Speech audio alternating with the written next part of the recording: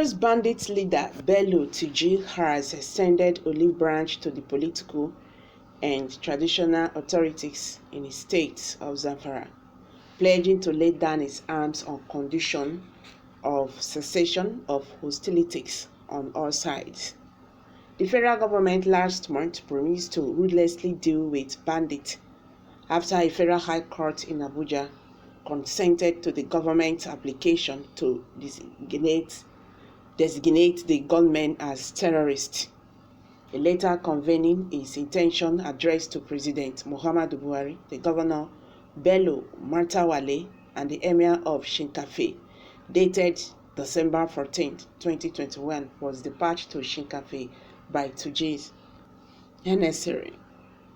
A resident of Shinkafi, who is part of the town's security committee, confirmed the authenticity of the third-page letter, according to a report by Daily Trust.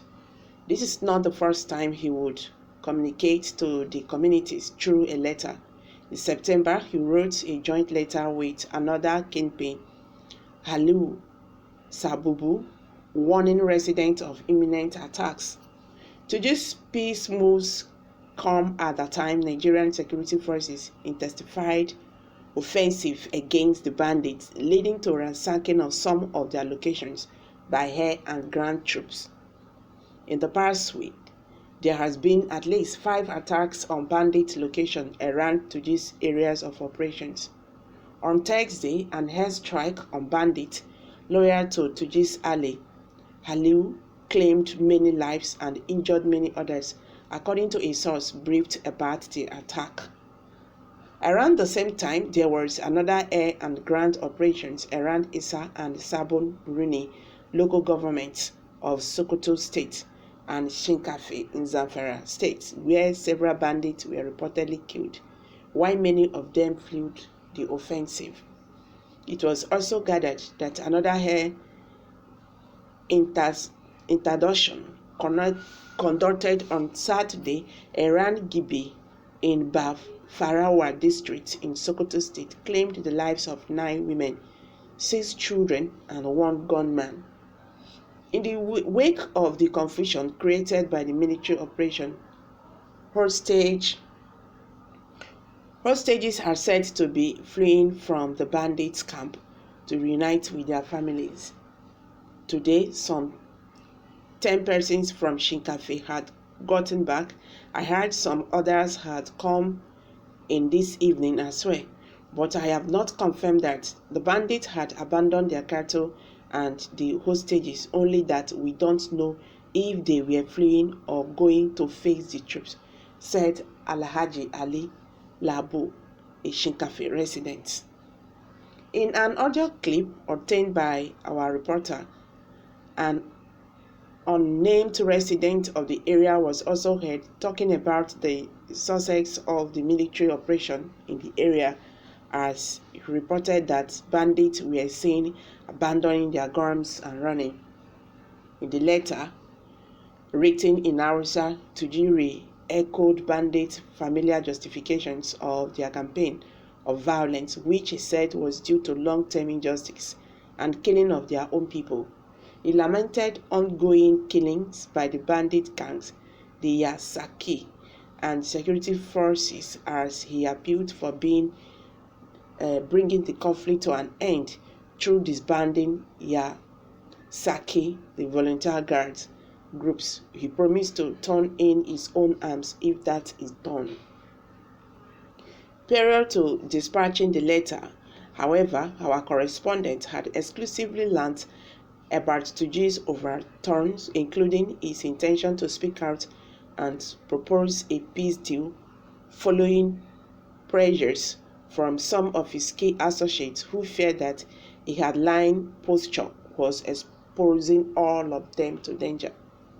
This newspaper had on December 18th exclusively reported how bandits were making peace with communities over fear that the clearing up of the forested areas by Occupy at the end of the raining season will open up their camps for easy counter-offensive.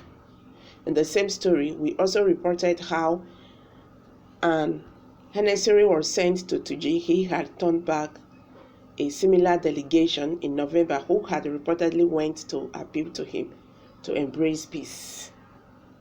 The gunmen had been particularly harsh since the start of the rainy season, same 6 months ago, launching attacks on farming communities in parts of Zamfara, Sokoto, Katsina, Kaduna, and Niger states. The attacks made a lot of farmers to abandon their farmlands, even as the gang leaders imposed levies in form of labor and cash on those allowed to access their farms. Turji's loyalists had for many days at the beginning of December launched incessant attacks on the Shinkafe Sabon Burini road following the airstrike, which killed parents and other family members of Turji's associate, Dan Bokolo, last month. Beginning in November, some of the bandits in Zamfara began to down their arms as they make peace with communities and they chased away farmers back to their fields. Daily Trust had last month reported how a terrorist Ali Kachila made peace with the Dan Sarudu Emirate in Zamfara state, promising to end hostilities around the area after a long siege.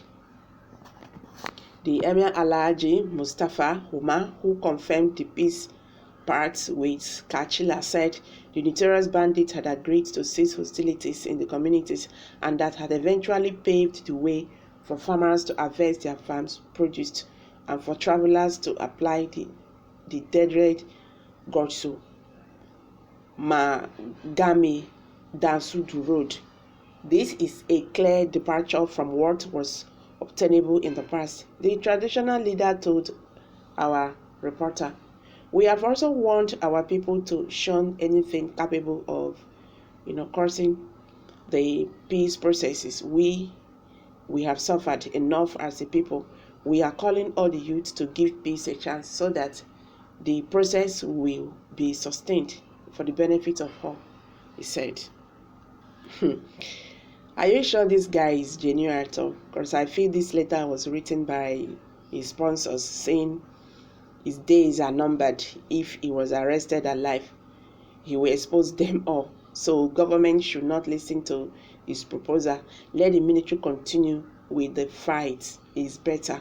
The guy has done so many bad things. He have to go for it. And if Nigerian government is thinking about giving him amnesty or whatever, they should not think about it. This man supposed, and they have to face the law. I'm dropping it here, guys. Kindly share your thoughts with us, and don't forget to give us thumbs up. Thank you.